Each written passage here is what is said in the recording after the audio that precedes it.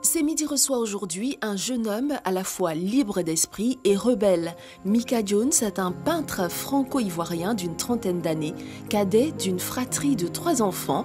Il est très tôt exposé à l'influence internationale. Son parcours scolaire débute dans un système éducatif classique, ici en Côte d'Ivoire, puis dans un pensionnat français. Il poursuit ses études supérieures en école d'art à Philadelphie, aux États-Unis. Notre invité est ivoirien certes, mais citoyen du monde surtout, car il sillonne le monde à la conquête d'inspiration et de nouveaux challenges. Son style est un mariage entre l'art figuratif et l'art abstrait. Il a aujourd'hui réalisé plus d'une centaine de toiles. Tout ce talent se révèle à la suite d'une déception amoureuse. La suite de son histoire dans un instant avec Jessica Bamba. Voici donc décrit notre invité du jour, mais grâce à son histoire, vous allez en savoir un tout petit peu plus. Avant de décortiquer votre histoire, surtout votre déception amoureuse, parce que c'est ce qui nous intéresse aujourd'hui, on va retrouver le goût mestiné, comme on dit, le gourmet national. Docteur Philo, tout de suite. Le thème du jour, selon Docteur Philo. Allez. Non, mais attends.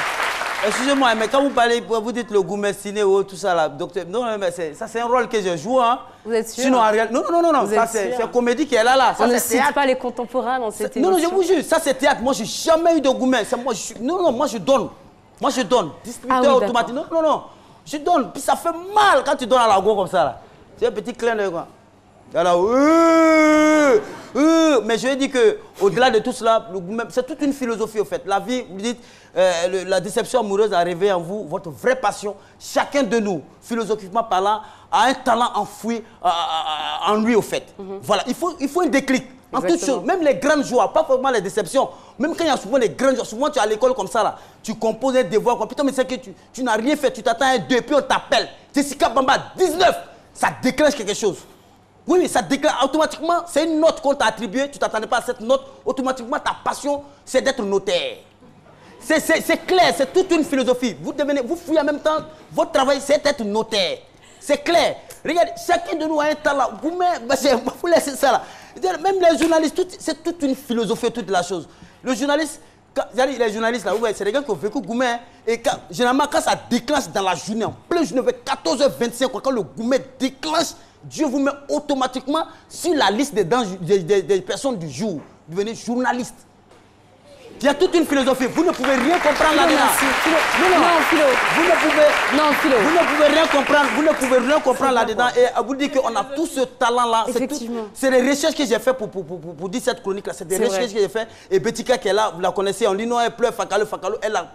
Son talent, c'est de chanter. Elle a chanté ça. Elle a chanté cette chanson, cette inspiration à travers son gourmet. Elle chante Fakalo. Et chaque fois, elle pleure. Jessica encore. Betika pleure. En même temps, je voulais clore mes propos en ce thème. Pour ceux qui ont suivi Côte d'Ivoire-Sénégal en 1992, à un moment, c'est une mauvaise expérience qu'on a vécue à nos supporters où ils nous ont lapidé une année là. Vous vous rappelez? En 92. Mais ce déclic-là, non, sérieux, ce déclic-là a réveillé en ces supporters ivoiriens un talent. Quand j'ai commencé à lapider les pieds et autres, il y en a qui ont commencé à sauter les clôtures, espérant de saut en clôture, nage plat sur gazon. Et voilà, ça réveille cela en ces supporters-là. Donc il faut, à chaque fois, pour clore mes propos, il faut toujours avoir une situation, il faut toujours un déclic pour réveiller notre passion. J'en ai fini, Jessica Bamba. À vous le studio. Même moi, je vais applaudir pour ce manque de respect que nous subissons depuis plusieurs années. Merci, docteur Philo. Oui, alors, on vous a posé la question suivante. Comment pourrait-on surmonter une déception amoureuse? Voici vos réponses. Chris Paternassemian, c'est votre opinion. Jessica, l'échec amoureux est parfois vécu comme le grand drame de la vie. Il peut avoir des répercussions douloureuses sur le quotidien. Mais comment pourrait-on surmonter une déception amoureuse? Pour le commun des Ivoiriens, on dira comment faire pour sortir d'un gourmand. Votre opinion nous intéresse. Ça fait mal, aïe. Je n'arrive pas à dormir bien, je n'arrive pas à bien manger. Ça fait mal. Quand je bosse, ça me donne le courage de continuer. Parce que si je suis en train de poser là, c'est pas bon. Donc quand elle a bosse, ça va. Ah, il a eu mieux, il est parti. Je me suis plus concentrée à mon travail. C'est ma façon à moi de surpasser ces moments-là. Je me concentre plus sur mon travail. Ça me fait oublier. Ça m'est arrivé un moment où j'étais obligé de me prostituer. Voilà. J'étais obligé de faire ça, mais après, j'ai vu que ce n'est pas une vie. Hein, parce qu'on a appelé à fonder un foyer. Donc, c'est dès maintenant on doit commencer à être responsable et à avoir une fille pour pouvoir marcher avec elle. Ça m'a fait beaucoup de mal. Voilà, parce que cette personne, je l'aimais énormément. Et du coup, vraiment, elle m'a trahi avec mon meilleur ami. Vraiment, ça m'a beaucoup bouleversé.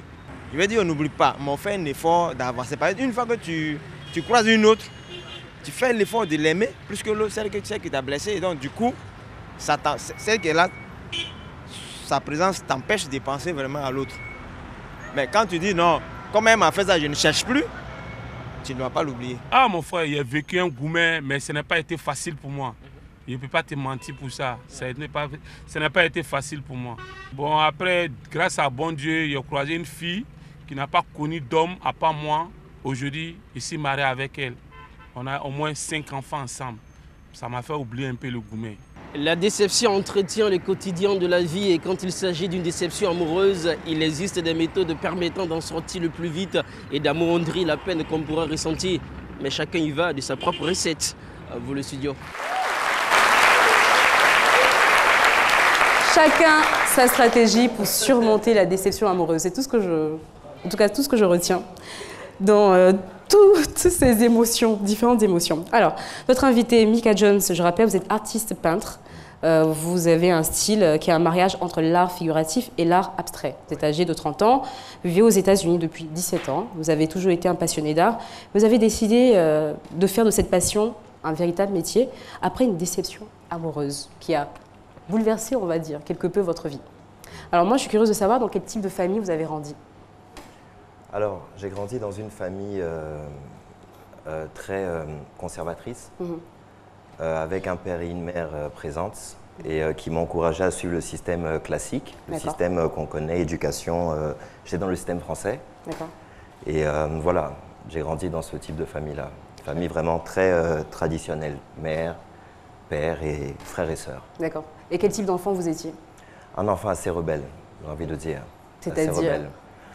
Ça veut dire j'avais envie de beaucoup plus que ces limites qu'on pouvait me fixer. Bon, des limites positives en soi, puisque c'est au cours de l'éducation. Mais j'étais un peu plus curieux que ça. J'avais envie de voir un peu qu'est-ce que ça faisait, comme l'enfant qui met son doigt dans la prise. J'étais ce genre d'enfant-là. D'accord. Et cet enfant était assez créatif quand même? Vous aimiez tout ce qui était autour de l'art. Mais surtout, vous vouliez être footballeur. Oui. C'est ça? Oui. Et votre père, qu'est-ce qu'il en a pensé? Alors, c'est très très simple. Quand j'ai voulu poursuivre une carrière de footballeur, j'étais avec mon petit frère. Et mon père, il n'y croyait pas. Donc, on a utilisé la ruse. On est allé jusqu'à trouver une session d'été du club Le Paris Saint-Germain. D'accord. Et on lui a présenté ça comme si on voulait passer des vacances au club du PSG. C'était pour les vacances, pour l'été. Il a accepté de financer cette initiative. Et alors que nous, on savait qu'au bout de cette session, il y avait un test qui allait découler sur une option entre sport-études. D'accord. On allait pouvoir faire sport-études après, bien sûr, si le test était satisfaisant. Positif, ouais. Voilà. Donc, on y croyait à fond avec mon petit frère. On a réussi le test. On est revenu en Côte d'Ivoire. On a eu droit à une lettre du Paris Saint-Germain qui disait qu'on était admis. À partir de ce moment, nos vies allaient prendre un autre tournant parce qu'on allait devenir, en train de devenir footballeur. On allait quitter le cursus scolaire classique et faire sport-études. Et je me rappelle que quand mon père est rentré du boulot, il a vu qu'on était très excités par... il a senti qu'il y avait quelque chose. Il nous a demandé qu'est-ce qui se passait. On lui a expliqué la bonne nouvelle, qui selon nous était une très bonne nouvelle. Et il a déchiré la lettre. Waouh. Il a dit, je me rappelle ces mots, il dit, il n'y a pas d'enfant footballeur dans ma maison. Alors. On ne paye pas les études chères pour que vous allez courir derrière un ballon. Donc arrêtez-moi ces histoires-là. Donc dans votre famille, c'était, vous pouviez être avocat, tout ce que vous vouliez, mais tout ce qui était un peu décalé, on va dire ça comme ça, donc footballeur, artiste et tout, pas question. Exactement. Voilà. Exactement. Donc vous allez rester en Côte d'Ivoire et suite à des événements, vous allez vous retrouver en France pour vos études. Et en France, vous allez faire une magnifique rencontre, c'est bien ça? C'est ça? C'est ça. D'accord. Parlez-moi de cette rencontre. Alors, j'ai rencontré ce que je veux bien appeler aujourd'hui l'amour de ma vie, mon premier amour, comme on dit. Mais il faut savoir que cette personne aussi a une origine ivoirienne. Hein. D'accord. Donc, avant même d'aller en France, on a eu l'occasion de se connaître même en Côte d'Ivoire. D'accord. Donc, je la découvre comme étant ma copine, ma première copine en tant que telle. Et voilà, et je découvre l'amour, tout simplement. À cette époque-là, vous avez entre 15 et 16 ans.